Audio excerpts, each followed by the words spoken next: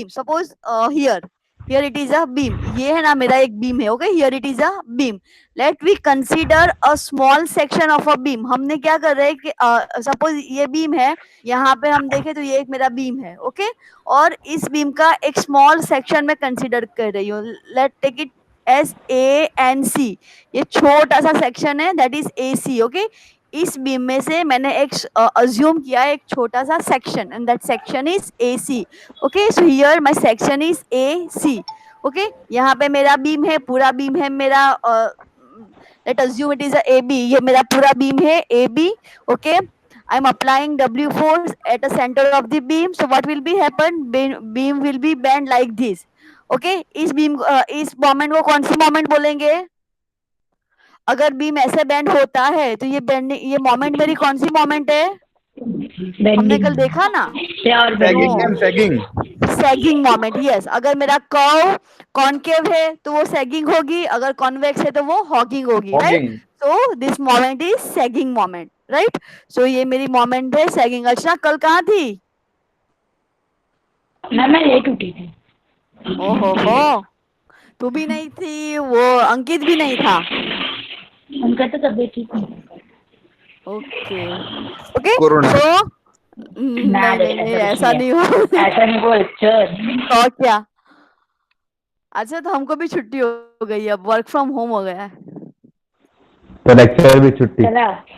नहीं, लेक्चर छुट्टी थोड़ी ना होगी, एग्जाम तो हमको कोई छुट्टी नहीं मिल रही है. क्या छुट्टी? मेरे छुट्टी है, मतलब वर्क फ्रॉम होम है. छुट्टी वर्क तो करना ही है ना. आप लोगों को भी स्टडी फ्रॉम होम सेम ही तो है, क्या अलग है हम दोनों का? Okay, so let we consider a beam AB. We are applying W force at the center of the beam. Okay, so beam will be bent like this. Okay, so this bending is known as a sagging bending. Okay, तो इस bending को हम बोलेंगे sagging bending. Now consider a beam section before bending as shown in below. आप लिखते जाना. हाँ, ये मैंने आपको जैसे ऊपर बीम बताया है. Let we consider a small section. ये जो है ना छोटा वाला, वो मैं एक सेक्शन कंसीडर कर रही हूँ. तो let we consider a small section of a beam before bending. मतलब बीम पे लोड अप्लाई किए पहले. ओके, बीम बेंड हुआ उससे पहले का मैंने एक सेक्शन कंसीडर किया है and that is AC. Okay, ये मेरा पूरा बीम है. इस पूरे बीम में से मैं एक स्मॉल वाला सेक्शन कंसीडर कर रही हूँ. Let consider is let name is at AC. Okay, so this section is AC BD. Okay, so this section is AC BD.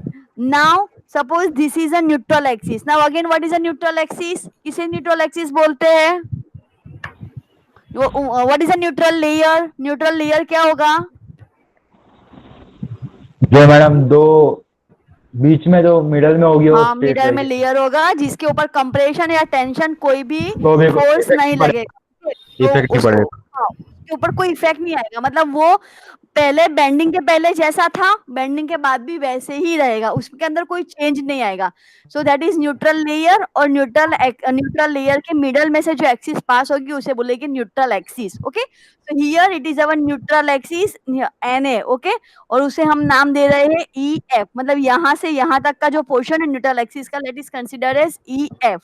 Okay, now the length of beam is DX. मतलब ये जो मेरा beam है ना, एक minute. Okay, ये जो portion है ना, ये जो पोर्शन उसकी लेंथ है DX. वी अज्यूम इट और we consider this as DX. Okay, so this length is DX. Now let we assume a small layer at y distance.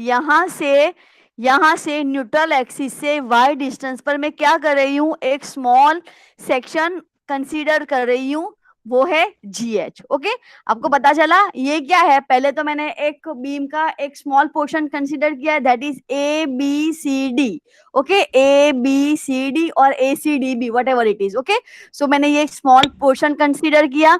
EF is my neutral axis. GH, it is a section which I considering at y distance from neutral axis. Okay, तो ये है वो जो आपको लिखना है कि ये आपको लिखना है. ओके, आप साथ साथ में लिखते जाना. अगर नहीं हो मतलब अगर आपकी स्पीड स्लो है तो मुझे बोलना. I will be wait. Okay. Now that is consider a layer GH at y distance from neutral axis. Okay, तो ये GH क्या है, मैंने एक लेयर कंसिडर किया है न्यूट्रल एक्सिस से y डिस्टेंस पे. Okay, now consider A section after bending. अब मैं क्या कर रही हूँ, ऊपर से अब बेंडिंग फोर्स लगा रही हूँ. फोर्स लगाऊंगी तो क्या होगा, ये जो मेरा सेक्शन था जो पहले स्ट्रेट था वो क्या हो जाएगा, बेंड हो जाएगा. Okay, and here it is a simply supported beam. अगर सिंपली सपोर्टेड बीम है तो मेरा बीम कैसे बेंड होगा, ये कौन सी मोमेंट है, सैगिंग मोमेंट. ओके, तो वो मेरा कर्व जो होगा वो सैगिंग कर्व होगा. तो ये जो मेरा बीम है वो ऐसे बेंड हो रहा है. ओके, सो जो मेरा पहले पोर्शन था A, it becomes A dash. Okay, जो मेरा पहले ए था now it becomes A dash. जो मेरा सी था ओरिजिनली वो क्या था, सी था. C point is become C dash. Now G is become as G dash because उनकी पोजीशन चेंज होगी. ओके, ऊपर वाले पोर्शन में क्या आएगा, वो पॉइंट नजदीक आ जाएगा, जो ओरिजिनल था उससे ज्यादा नजदीक आएगा. नीचे वाले पोर्शन में क्या अप्लाई हो रहा है, टेंशन अप्लाई होगा. तो ये जो पॉइंट जो पहले बी और डी जो उनकी ओरिजिनल पोजीशन थी, ओरिजिनल पोजीशन से क्या चले जाएंगे, थोड़े दूर चले जाएंगे. समझ आ रहा है? Yes. Okay, now B become as B dash, D become as D dash, G become as G dash, H become as H dash, E become as E dash and F become as F dash. मतलब सभी जो original point थे उन लोगों की position change हो रही है. Okay, now this is a curve. तो हम अज्यूम करते हैं कि इस कर्व का सेंटर यहाँ कहीं पे होगा. ओके, जहां से ये कर्व मैं ड्रॉ कर सकूंगी वैसा कोई एक point we are considering that is O. Okay, and this radius is R. यहां से यहां तक की जो रेडियस है इस कर्व की that is equal to R. And this angle is theta. This is a theta angle. मैंने क्या कंसीडर किया, ये मेरा सैगिंग है. सैगिंग मतलब कर्व हुआ. ओके, तो आई एम अज्यूमिंग कि इस कर्व का सेंटर यहाँ कहीं पे. ओके, और वो उस सेंटर को मैं नाम दे रही हूँ O.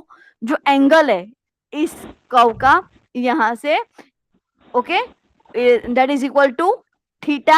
एंड ये जो रेडियस है that is equal to R. Okay, ये जो डिस्टेंस है that is equal to R. समझ आया? ओके, ये फिगर ड्रॉ करके इतना लिखो. लिखा? आप लोग लिख रहे हो साथ में? Yes, madam.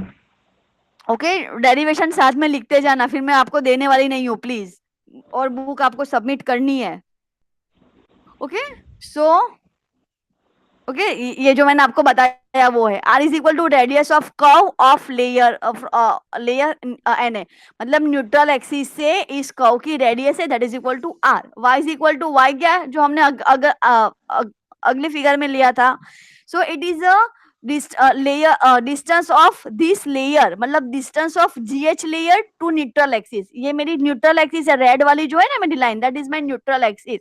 ये ब्लू वाले है ना, that is a layer which I consider. Okay, मैंने एक लेयर कंसीडर किया है न्यूट्रल एक्सिस से y डिस्टेंस पे. So this is my layer which I have considered.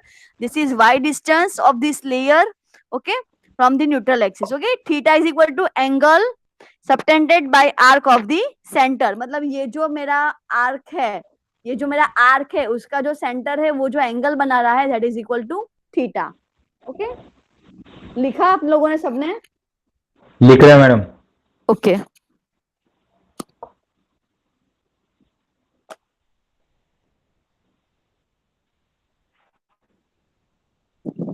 हो जाए तो बताना.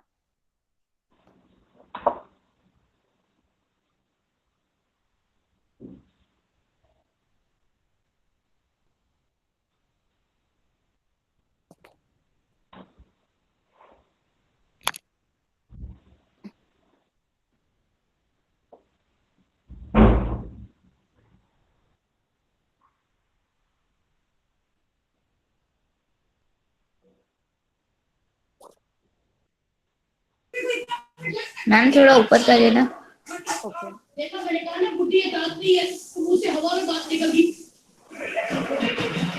ओके, नाउ नेक्स्ट, ये किसका है भाई, स्पीकर ऑफ कर दे. Okay, so now before bending GH layer was straight. Okay, मैंने जो एक लेयर अज्यूम किया है GH at Y distance from neutral axis. मैंने एक लेयर अज्यूम किया है दैट लेयर इज GH. वो न्यूट्रल एक्सिस से वाई डिस्टेंस पर है. But before bending that layer was straight. Okay, but shape of the layer would be change, means strain develop in the layer. But after bending क्या हो रहा है, उस जो लेयर है मेरा GH लेयर, उसका शेप चेंज हो रहा है. मतलब GH क्या बन रहा है, G डैश H डैश बन रहा है. Okay, after bending. मतलब जब मैं force apply, before applying the force, जब मैंने फोर्स अप्लाई नहीं किया है तो मेरा लेयर है GH. लेकिन जब मैंने फोर्स अप्लाई किया है तो मेरा बीम बैंड हो रहा है, और बैंड की वजह से जो मेरी ओरिजिनल पोजीशन थी लेयर की वो चेंज हो रही है, and it becomes G dash H dash. Okay, so that means what, कि strain apply. Strain is what, change in length minus that is equal to change in length upon original length. Okay, हमने ऐसे में पढ़ा है last sem में. Okay, तो अगर मेरी उसकी पोजीशन चेंज हो रही है, कोई चीज, अगर सपोज मैं टेंसाइल फोर्स अप्लाई कर रही हूँ, कोई रॉड को खींच रही हूँ, तो उसकी पोजीशन चेंज हो रही है. पहले क्या थी, उसकी लेंथ कम थी, फिर उसमें डेल्टा एल जितनी इंक्रीज हो रही है. अगर मैं कंप्रेसिव फोर्स अप्लाई कर रही हूँ तो मेरे बार की लेंथ क्या होगी, डिक्रीज होगी. So that is change in length. Okay, so strain is equal to what, strain is equal to change in length upon original length, that all of you know. Okay, what is stress is equal to, is equal to, क्या होता है stress, ये exam में दोनों Inner resistance upon yes, area. inner resistance upon area. Okay, so strain is equal to change in length by original length. Now what is change in length, that we denoted by delta L. original length suppose L थी, पहले जो मेरी थी length original beam की before applying the load, that was suppose L. Okay, और change in length suppose मेरा delta L है. Now delta L is equal to what, final length minus original length. याद है ना Yes. ये सब. Okay, so delta L is equal to what, final length minus original length. But what is my final length, my final length is equal to G dash H dash. What was my original length, it was GH. Okay, मेरी length GH से G dash H dash हो रही है. आप लोगों के पास figure है ना, उसमें देखना. ठीक है, ऊपर है ना. ओके, पहले मेरी लेंथ क्या थी, GH थी. Okay, when then I will applying the force W. Okay, तो what will be happen, my length become G, instead of GH it is become G dash H dash, G dash H dash. Okay, so this one is my final length, G dash H dash is my final length, while GH is my original length. Okay, so delta L is equal to what, that is equal to final length minus original length. So what is final length, that is G dash H dash minus GH. समझ आ रहा है, change in length is equal to delta L, then that is equal to G dash H dash minus GH. Now what is original length, मेरी original length क्या थी, GH. GH में G dash H dash हो रहा है ना, तो my original length was GH. Okay, now before bending, bend होने से पहले my GH is equal to EF. Okay, EF क्या है, मेरी न्यूट्रल एक्सिस. अगेन इस फिगर में हम देखेंगे. तो बिफोर बेंडिंग मेरी ये दोनों लेंथ सेम थी, मतलब मेरी EF और GH दोनों लेंथ सेम थी. ओके, आफ्टर बेंडिंग मेरा इस लेयर की तो लेंथ चेंज हो रही है, but this one is a neutral axis, so neutral layer मेरा चेंज होगा नहीं होगा. तो EF क्या रहेगी, it after bending also E dash F dash is equal to ये EF ही रहेगा. समझ आ रहा है आपको, अगर नहीं आता है तो प्लीज पूछना. ओके, सो बिफोर बेंडिंग मेरी लेंथ क्या थी, G डैश H, जो न्यूट्रल एक्सिस की लेंथ थी EF. आफ्टर बेंडिंग भी क्या रहेगी, वो सेम ही रहेगी, बिकॉज न्यूट्रल लेयर में ना तो कंप्रेशन होगा ना ही टेंशन होगा, सो दैट्स व्हाई मेरी लेंथ सेम ही रहेगी. राइट, सो अब इसमें हम देखते हैं.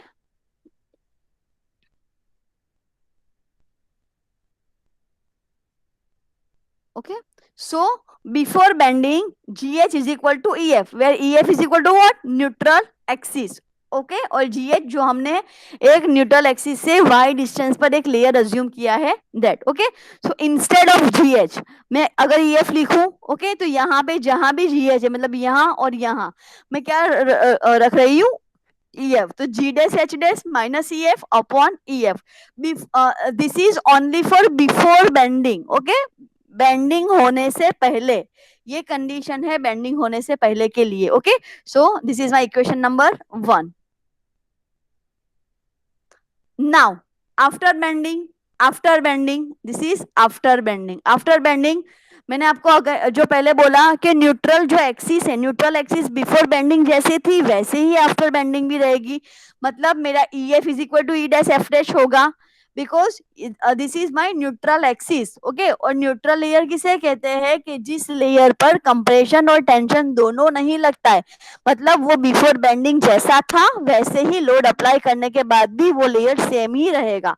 सो that's why E F is equal to E dash F dash. Okay, now EF is equal to R into theta because area is equal to radius into angle. Okay, sorry, arc is equal to radius into angle. Okay, so EF मेरा क्या है, arc है, because EF is equal to E dash F dash. E dash F dash is equal to arc. Okay, समझ आ रहा है? Trigonometry. Hello.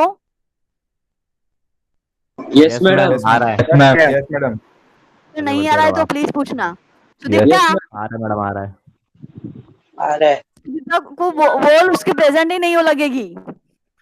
अरे तो video on कर दे, तेरा कैमरा ऑन क्यों नहीं है? मैंने तेरे को पहले भी बुलाया था 2 बार, पूछ इन लोगों सबसे. Okay, so E dash F dash is what? It is equal to arc, and now E dash F dash is equal to EF. So EF is equal to R into theta because arc is equal to radius into angle. Okay, this is a trigonometric. Okay, so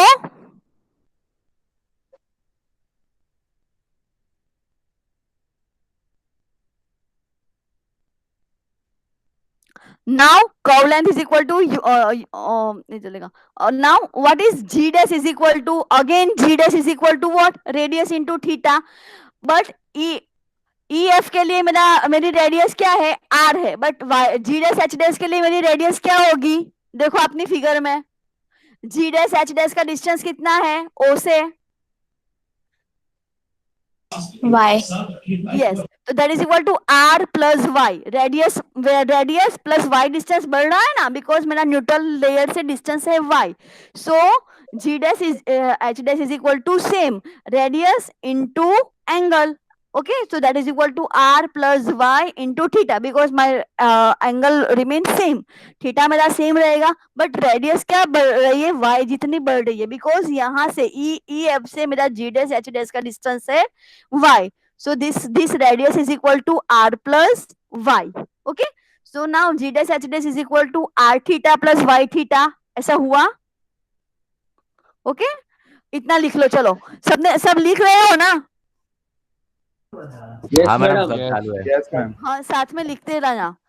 हो गया हो तो फिर मैं आगे करवाऊं. अभी लिखना है किसी को? हाँ, ओके, ठीक है, ठीक है, ठीक है.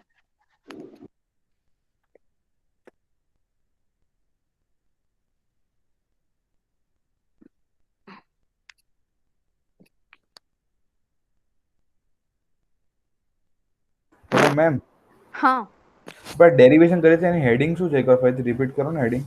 Flexural formula for pure bending. FLEXURAL, flexural formula for pure bending.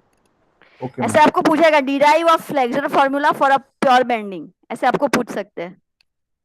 Ma'am.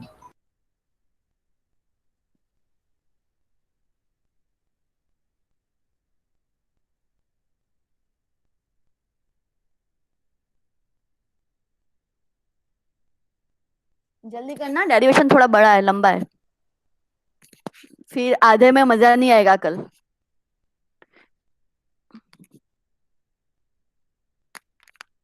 हाँ मैडम हो गया. हो गया? Okay, now again change in length. Delta हमने क्या लिया था अगले में, तो that is equal to G dash H dash minus EF. ऊपर था ना मेरा, आपकी बुक में होगा, देखो delta is equal to G dash H dash minus EF. यहाँ पे है ना.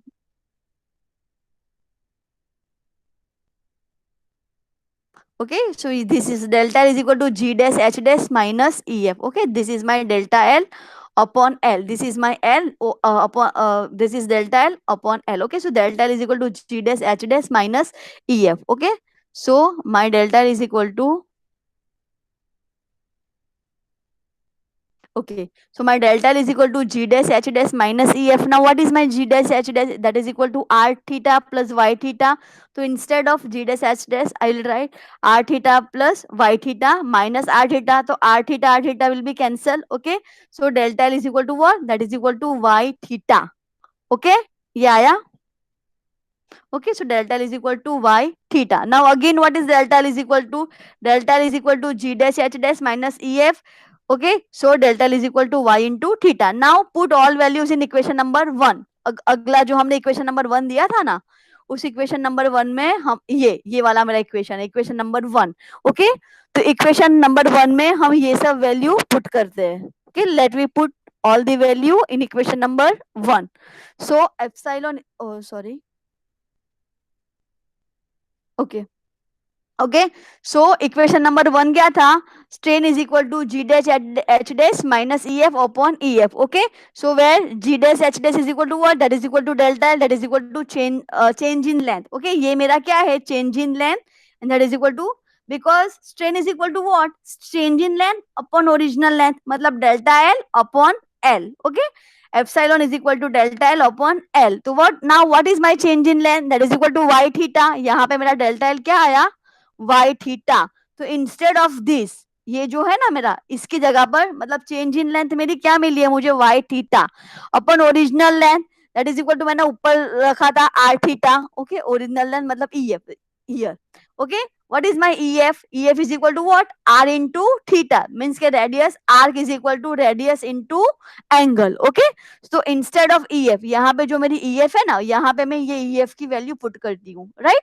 So my EF is equal to R into theta. So Y theta upon R theta. So theta will be cancelled. So क्या आएगा? Epsilon is equal to Y upon R. Okay, तो E epsilon is equal to Y upon R. चलो यहाँ तक लिखो. समझ आ रहा है? यस. हाँ मैडम, लिखिए. डेरिवेशन है, अगर नहीं समझ आ रहा है प्लीज पूछना. हो गया मैडम, लिख भी लिया. ओके, जिसको भी समझ नहीं आ रहा है प्लीज पूछना.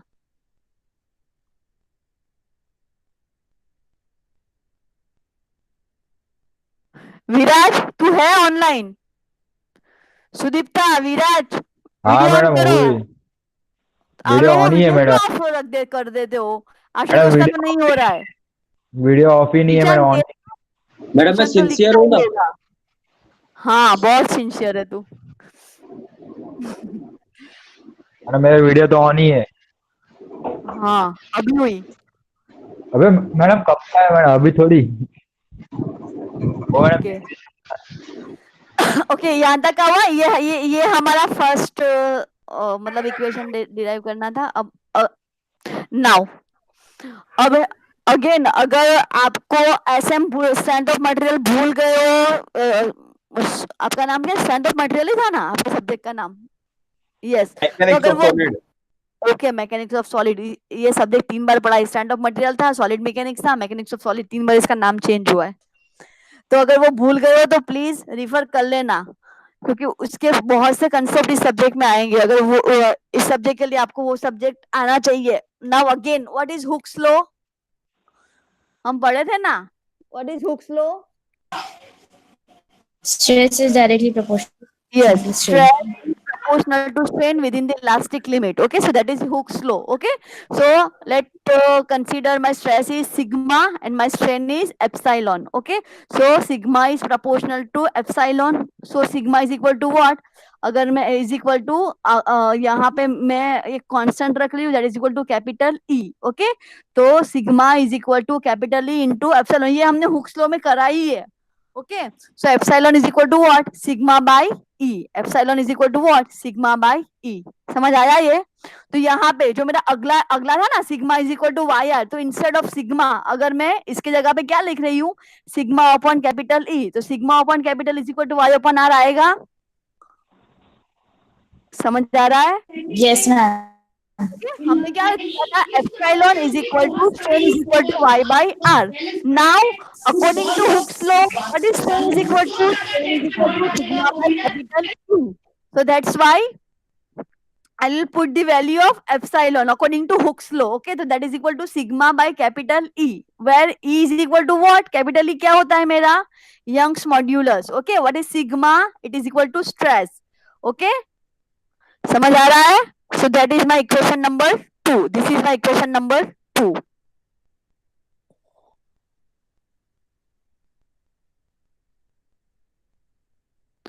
So अब नाउ यहाँ पे जो मेरा स्ट्रेस है, this stress is produced due to bending, that's why we say this stress as a bending stress. So उसे हम डिनोटेड करेंगे सिग्मा बी. ओके, ये छोटा सा बी होगा उसके बाद सिग्मा के बाद में. Okay, so this stress is due to bending, so that's why this will be denoted by sigma B.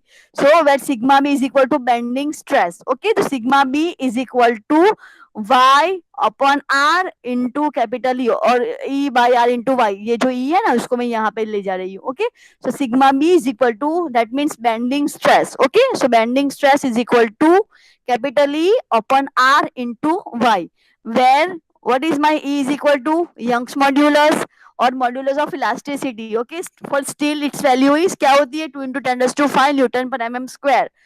याद होना चाहिए आपको स्टील के लिए. तो capital R is equal to radius of curve. Okay, जो मेरी कर्व की रेडियस थी वो. ओके, एंड ये दोनों मेरा क्या है? कांस्टेंट. ये दोनों क्या है? कांस्टेंट. कैपिटल ई भी कांस्टेंट रहेगा और रेडियस भी मेरी कांस्टेंट रहेगी. ओके, ई तो मटेरियल के लिए सेम ही रहेगा, दैट इज यंग्स मॉड्यूलस. किसी भी पर्टिकुलर मटेरियल के लिए कांस्टेंट, और मेरी जो रेडियस है कर्व की रेडियस वो भी कांस्टेंट है. सो that's why I can write sigma b is proportional to y because this term is constant. ये क्या है? मेरा पूरा constant. Okay, so that's why sigma b is proportional to y. Okay, लिखा ये? नो मैडम, 1 मिनट वेट करो ना. लिख रहा है. यहाँ तक का. Okay,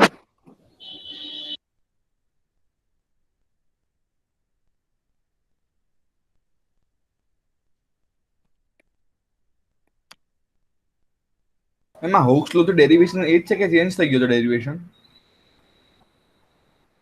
Hooke's law? હોક્સ લો તે કીધેલું ને એ કન્ટિન્યુ છે ને આના? હા,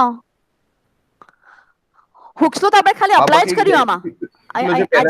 હા, Hooke's law પછી આપણે ના, હજુ ડેરિવેશન કન્ટિન્યુ જ છે. હા મેમ, હજુ તો બાકી છે.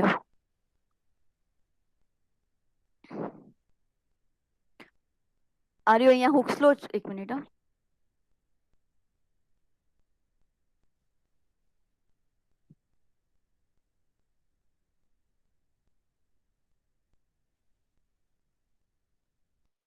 ઓકે, આ Hooke's law છે. Hooke's law પછી આ કન્ટિન્યુ જ છે. Hooke's law થી આપણે આ ડિરાઈવ કર્યું અને પછી સિગ્મા બી ની વેલ્યુ છે. This sigma is considered as a bending stress. Okay, so that's why instead of sigma we can write sigma બી.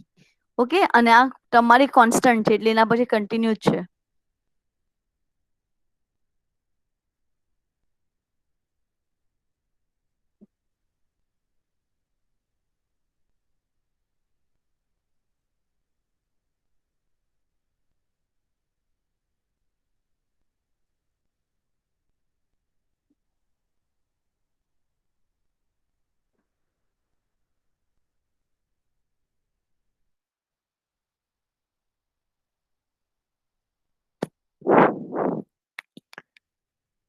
થયું? नहीं मैम, रुको.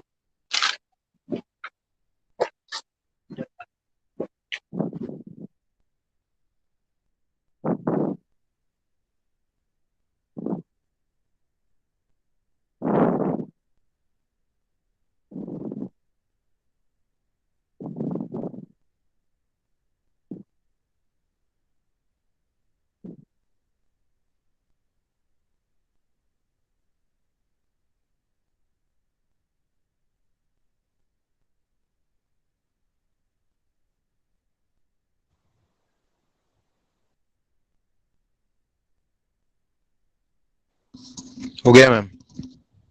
ओके,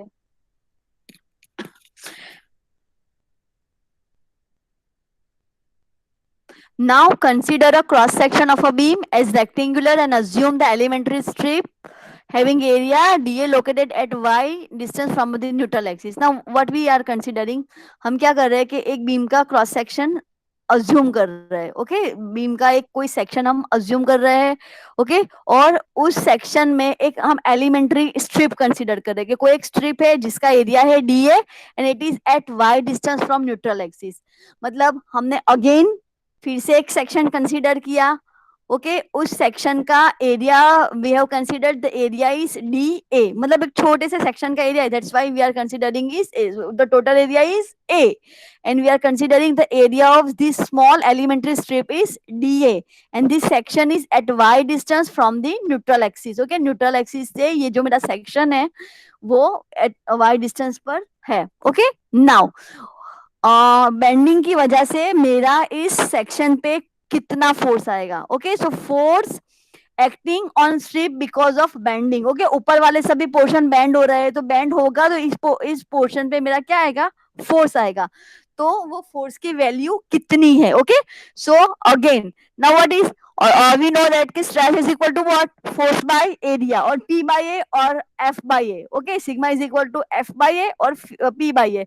हमने अगले सब्जेक्ट में P कंसीडर किया था, मतलब load by area, resistance force per area. Okay, so sigma is equal to force per area, तो F is equal to what, sigma into A.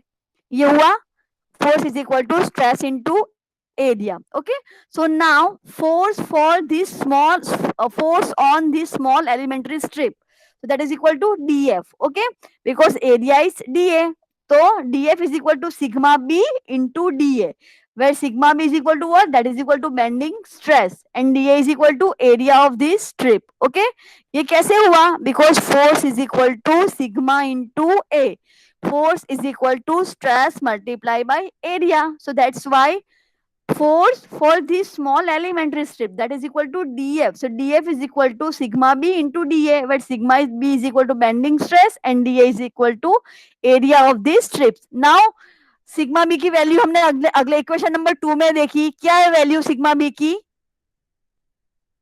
Sigma B क्या था, hello, this sigma b is equal to E by R into Y. Okay, sigma b is equal to E by R into Y, where E and R are constant. Okay, तो sigma b की value मैं यहाँ पे put करूंगी. Okay, capital E अपन capital R into Y. तो यहाँ पे equation number 3 में, सॉरी इक्वेशन नंबर 2 नहीं, इक्वेशन नंबर 3 था, तो यहाँ पे मैं सिग्मा, इक्वेशन नंबर 3. ओके, तो यहाँ पे मैं सिग्मा बी की वैल्यू पुट करी, ये लिखा. जाऊं मैं नेक्स्ट पेज, नो एक मिनट मैम. हाँ 2 મિનિટ. हाँ कहीं नहीं, થઈ જાય તો કો મને.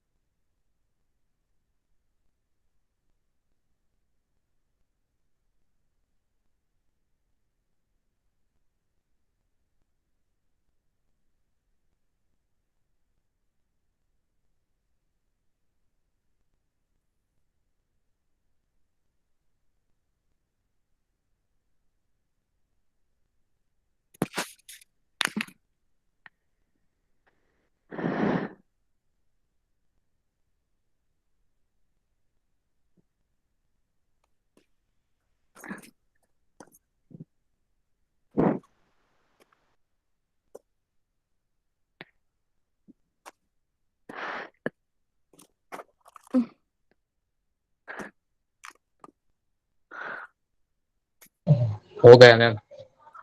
हुआ सबका. हाँ. ओके, सो नाउ समझ आया. तो हमने क्या किया, सिग्मा बी की जगह पे हमने फिर जो हमारी वैल्यू थी वो हमने पुट की, तो that is equal to delta d f is equal to E by r into Y into d A. ये हुआ बिकॉज हमने यहाँ पे sigma B is equal to E by r into y रखा, that's why df is equal to capital E upon R into y into dA. Now taking moment of force at neutral axis. अब हम क्या कर रहे हैं कि neutral axis पे ये जो मेरा फोर्स है ना, इस इक्वेशन यहाँ पे मेरी न्यूट्रल एक्सिस है, तो न्यूट्रल एक्सिस पे हम मोमेंट ले रहे हैं. ओके, तो moment is equal to what, force into distance, right, force into perpendicular distance. ठीक है, तो यहाँ पे मेरा फोर्स क्या है, हॉरिजेंटल है, तो मेरा डिस्टेंस क्या आएगा, वर्टिकल आएगा. ओके, सो मेरा फोर्स क्या है, ये df. ओके, और डिस्टेंस क्या है, y. ओके, सो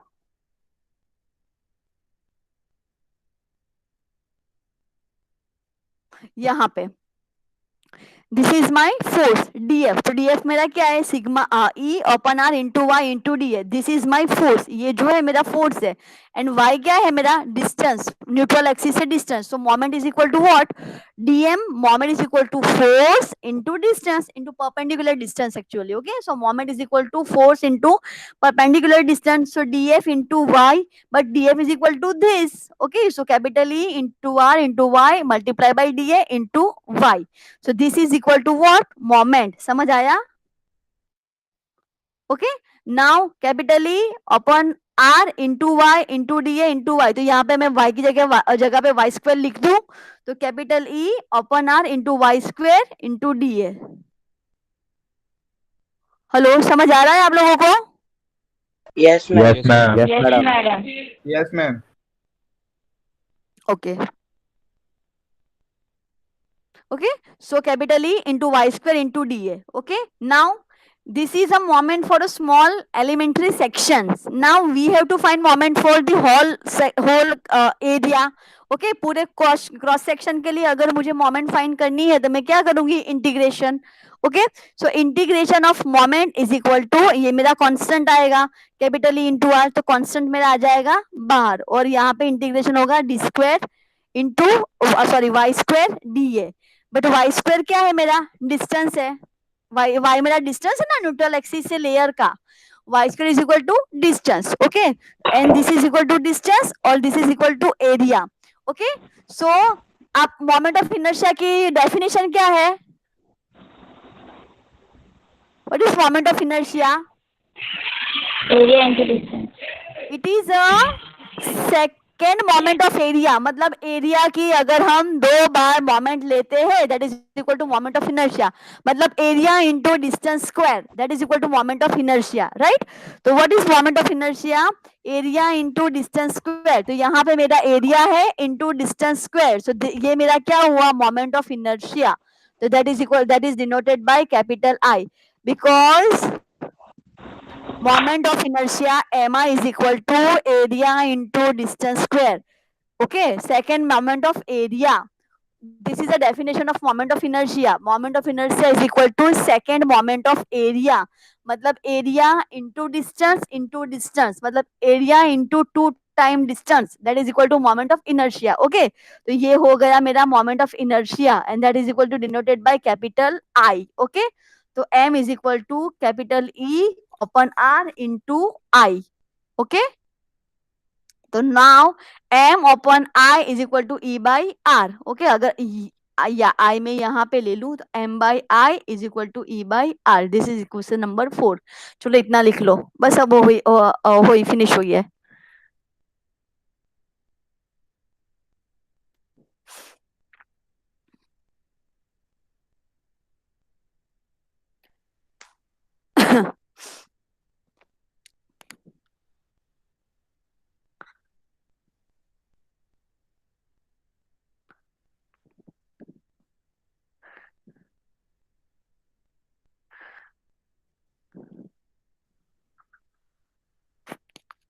लिखा, ऊपर करूँ पेज? Yes, ma'am. ये हो गया, ऊपर वाला लिख लिया है. Yes, ma'am.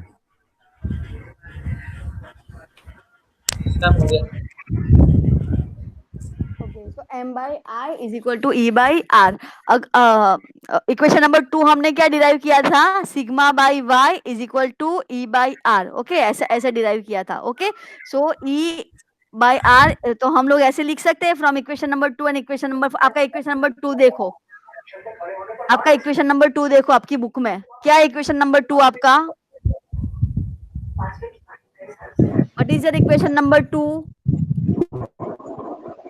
Sigma sigma Y B, equal to sigma B upon Y is equal to E by R है।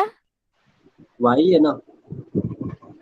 सिग्मा वाई नहीं है, सिग्मा बी है, दैट इज बेंडिंग स्ट्रेस, वो स्ट्रेस ही है but stress due to bending, so this is Yes, ma'am. B, this is not Y, Y तो नीचे है, हाँ ठीक है, हाँ madam, yes madam. Okay, so that is equal to sigma b upon y is equal to e by r is equal to m by I. So this is a bending equation और flexural equation, इसे bending equation भी बोलते हैं, इसे flexural equation भी बोलते हैं। अगर आपको एग्जाम में फ्लेक्सरल इक्वेशन डिराइव करने को दिया है या फिर बेंडिंग इक्वेशन डिराइव करने को दिया है तो you have to derive this equation. Now in this equation, अब ये क्या है, दिस इज फ्लेक्सरल इक्वेशन और bending equation where m is equal to bending moment, okay, वो उसका यूनिट क्या होता है, न्यूटन इंटू mm और kilo newton into metre, I is equal to moment of inertia, okay, उसका यूनिट क्या होता है, mm raise to 4, centimetre cm raise to 4 और metre raise to 4, okay. Sigma B is equal to bending stress, stress का unit क्या होता है, newton per mm square, kilo newton per metre square, y is equal to distance, distance हम mm या centimetre में measure करते हैं, okay, metre में तो नहीं आएगा, इतना बड़ा बीम नहीं होगा, okay, and capital is equal to modulus of elasticity that is equal to newton per mm square, और स्टील के लिए क्या होगी 2 into 10⁵, and r is equal to radius of a curvature which is unit is mm and centimetre, okay, ये सब लिख लो, चलो derivation complete.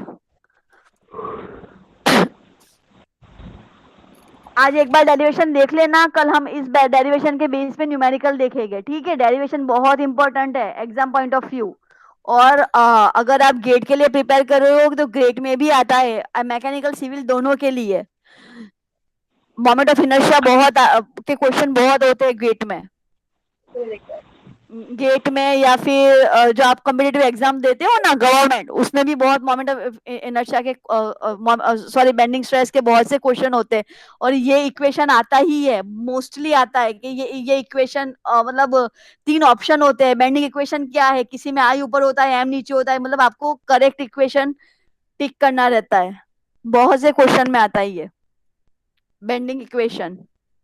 Ma'am આનો પ્રેક્ટિકલ લાઈફમાં શું યુઝ છે?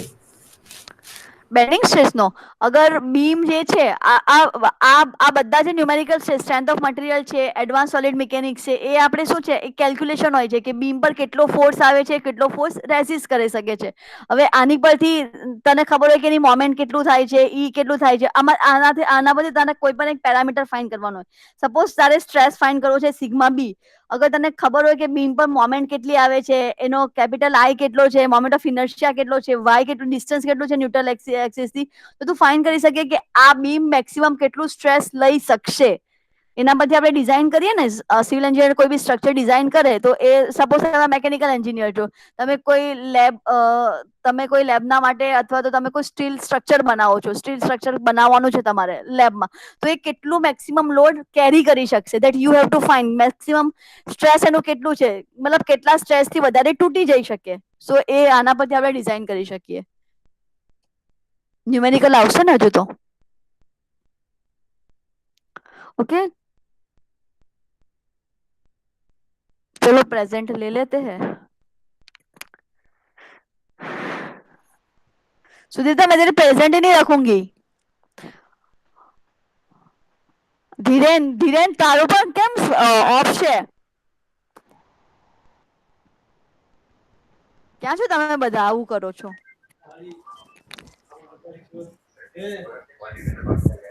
ईशान तू भी ऑफ रखता है पर तू ध्यान देता है। सुदीप्ता तेरा तो कोई आवाज ही नहीं आती है पूरे लेक्चर में, तेरे को कोई क्वेश्चन नहीं होते?